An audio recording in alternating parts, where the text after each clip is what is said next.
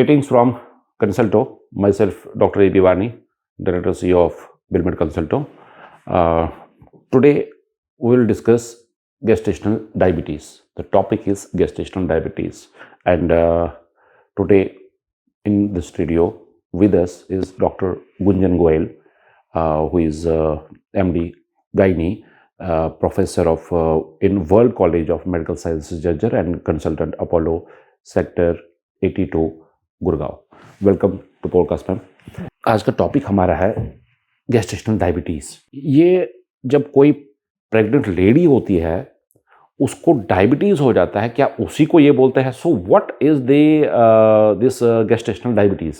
Sir देखिए, जैसे gestational diabetes नाम से ही पता लग रहा है कि जो प्रेगनेंसी के दौरान हो, उससे पहले डायबिटीज़ का कोई साइन सिम्टम और कभी भी पेशेंट का शुगर रेस्ट नहीं आया था, और जो प्रेगनेंसी के बाद रिजॉल्व हो जाए, बिल्कुल ठीक हो जाए जिसका शुगर लेवल, उसे हम जेस्टेशनल डायबिटीज़ कहते हैं.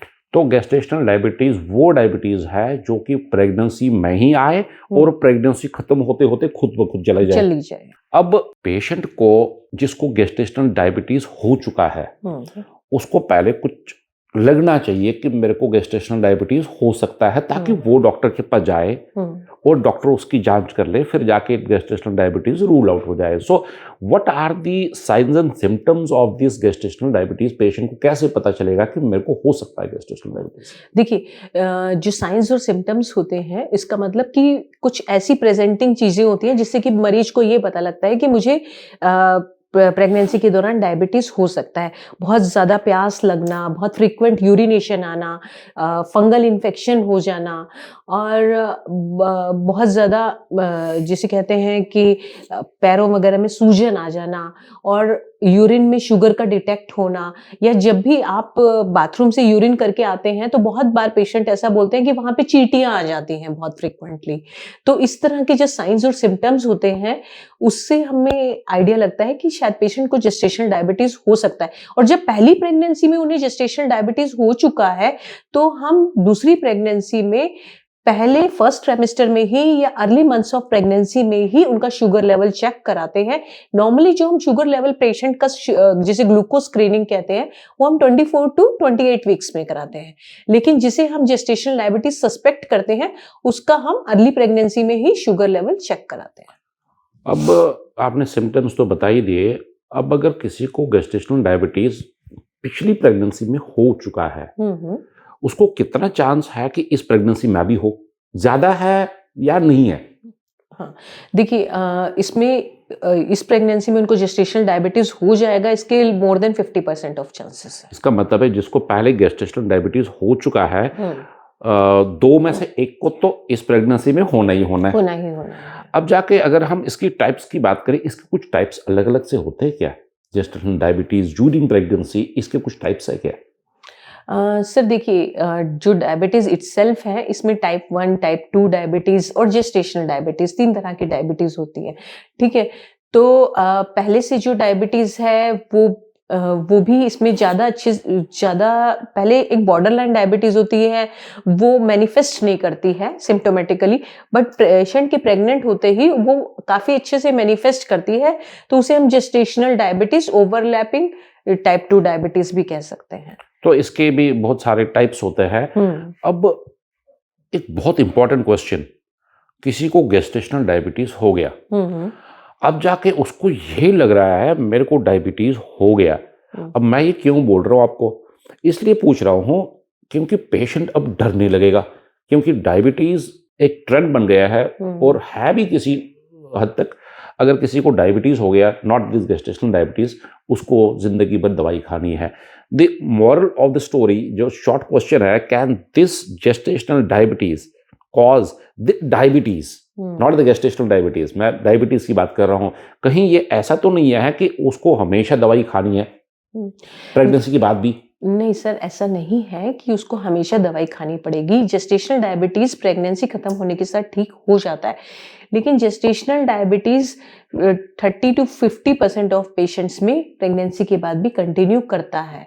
तो इसके रिजॉल्व होने के लिए हमें एक रेगुलर फॉलोअप लेना चाहिए, रेगुलर ट्रीटमेंट, एक्सरसाइज, डाइट, इन सब से ये कंट्रोल में आ जाएगा और रिजॉल्व भी कर जाएगा टाइम के साथ।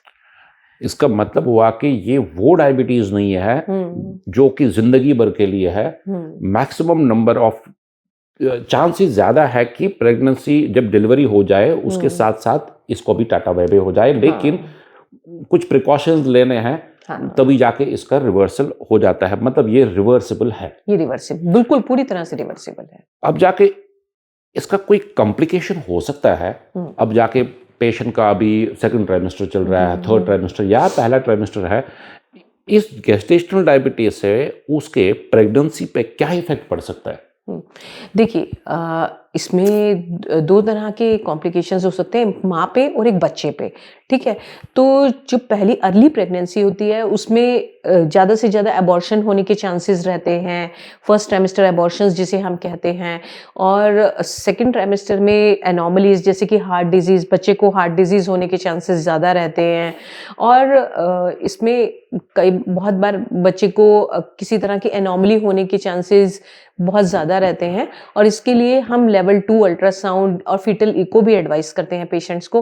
और थर्ड ट्राइमेस्टर में बच्चे के आसपास पानी का बढ़ जाना और बच्चे का वज़न बहुत ज़्यादा हो जाना, और लेबर के दौरान या डिलीवरी के दौरान बच्चे का साइज़ बहुत ज़्यादा बड़ा होने के कारण शोल्डर डिस्टोशिया का होना या नॉर्मल डिलीवरी में दिक्कत आना, इससे भी ये सब कॉम्प्लिकेशंस प्रेगनेंसी में हो सकते हैं। इसका मतलब हो गया कि ये माँ को हुआ है, लेकिन बच्चे पे बहुत फर्क पड़ेगा, बहुत ज्यादा फर्क पड़ेगा। अब नेक्स्ट क्वेश्चन पे आ जाएंगे हम कि रिस्क फैक्टर्स इसके क्या है। जब मैं रिस्क फैक्टर की बात कर रहा हूँ, एक सीता है और एक गीता है। सीता भी प्रेग्नेंट हुई और गीता भी प्रेग्नेंट हुई। सीता में ज्यादा चांसेस है या गीता में ज्यादा चांसेस है? अब जाके यहाँ पे रिस्क फैक्टर का रोल क्या है? What are the risk factors for the development of for developing this gestational diabetes? हाँ, देखिए, इसमें फैमिली हिस्ट्री का बहुत इंपॉर्टेंट रोल है। आपकी फैमिली में किसी को डायबिटीज रहा हो या जेस्टेशनल डायबिटीज, या आपके पेरेंट्स में से किसी को डायबिटीज हो, या आप ओबेसिटी हो, या आपको किसी तरह की ओबेसिटी हो, या आपको पीसीओडी की कोई हिस्ट्री हो, या आपका बहुत ज़्यादा सीडेंट्री लाइफस्टाइल हो, या आप बहुत ज़्यादा प्रोसेस्ड फूड खाते हैं, शुगरी ड्रिंक्स लेते हैं, आपका lack of exercise and increase weight gain और associated thyroid disorders and use of any medical drugs which causes increase sugar level during pregnancy, तो वो सब कुछ हाई रिस्क फैक्टर्स होते हैं जो कि जेस्टेशनल डायबिटीज के लिए हमारा ज़्यादा उसको बेंड करते हैं जेस्टेशनल डायबिटीज के लिए। इसका मतलब है कि इसमें एक कंट्रीब्यूटरी फैक्टर बोलूँगा मैं, अगर किसी के फैमिली में डायबिटीज की हिस्ट्री है, उसको जेस्टेशनल डायबिटीज हो सकता है। कोई बहुत ज्यादा जंक फूड खाता है, उसको गेस्टेशनल डायबिटीज हो सकता है। So there are some risk factors for this gestational diabetes. अब जाके क्या प्रिवेंटिव मेजर कुछ है जिससे ये गेस्टेशनल डायबिटीज नहीं हो सकता या कम हो सकता है chances? So what are the preventive measures we can take to prevent this gestational diabetes? देखिए, प्रिवेंटिव मेजर्स का बहुत ही इंपॉर्टेंट रोल होता है। जब आप कोई चीज़ सस्पेक्ट करते हो तो precaution is better than cure. तो जब भी पेशेंट प्लान करता है कंसीव करने के लिए या बच्चे के लिए प्लानिंग करता है जिसे हम कह सकते हैं, तो वो पहले से ही डॉक्टर के पास जाके अपने शुगर लेवल्स को बैलेंस कर सकते हैं। या आप जेस्टेशनल डायबिटीज सस्पेक्ट कर रहे हैं तो अर्ली ब्लड इन्वेस्टिगेशंस करा सकते हैं। रेगुलर एक्सरसाइज आप रखेंगे, रेगुलर डाइट चार्ट्स मेंटेन करेंगे, कैलोरी इंटेक्स मेंटेन करेंगे, और आपको प्रेगनेंसी में बहुत ज़्यादा वेट गेन नहीं करना है, और लेकिन आपको प्रेगनेंसी में वेट लॉस भी नहीं करना है। तो आप एक regular diet chart, exercise schedules और अपना एक रेगुलर कैलोरिक इंटेक मेंटेन करेंगे, और अपनी ब्लड इन्वेस्टिगेशंस को बिल्कुल लिमिट्स में रखेंगे, रेफरेंस वैल्यूज के अंडर रखेंगे, तो आप किसी भी कॉम्प्लिकेशंस को भी अवॉइड कर सकते हैं और जेस्टेशनल डायबिटीज को पूरी तरह से कंट्रोल कर सकते हैं और इसे रिवर्स कर सकते हैं post pregnancy. Okay madam, thank you very much. Thank you sir. तो आज हमारे पास एक बहुत अच्छा टॉपिक था जिसको हमने डिस्कस किया, गेस्टेशनल डायबिटीज़। गेस्टेशनल डायबिटीज़ माँ को होता है, लेकिन उसका असर अंदर जो बच्चा पल रहा है पेट में, उसमें बहुत ज़्यादा होता है। और ये बात निकल के आई कि इसके कुछ फैक्टर्स है, रिस्क फैक्टर्स, अगर आपके फैमिली में किसी का डायबिटीज़ है और अगर किसी को गेस्टेशनल डायबिटीज़ आपके फैमिली में है, तो उस पेशेंट को जाना चाहिए डॉक्टर के पास और गेस्टेशनल डायबिटीज़ का रूल आउट करना चाहिए, कहीं मेरे को डायबिटीज़ नहीं है। And one more important thing है कि जो हमने आज डिस्कस की मैडम के साथ, कि ये गेस्टेशनल डायबिटीज़ आपका वो डायबिटीज़ नहीं है जो आप सोच रहे हो कि मेरे को ज़िंदगी भर का लेबल लग गया डायबिटीज़ का। This is completely reversible condition to you will be taking the appropriate measures। और सबसे ज़्यादा इम्पॉर्टेंट चीज़ ये है कि अगर आपको जेस्टेशनल डायबिटीज़ हो गया है, please consult your doctor so that आपके इन्वेस्टिगेशंस और आपका ट्रीटमेंट चलता रहे, कि आपको बच्चे पे, ताकि आपके बच्चे पे वो असर ना पड़े।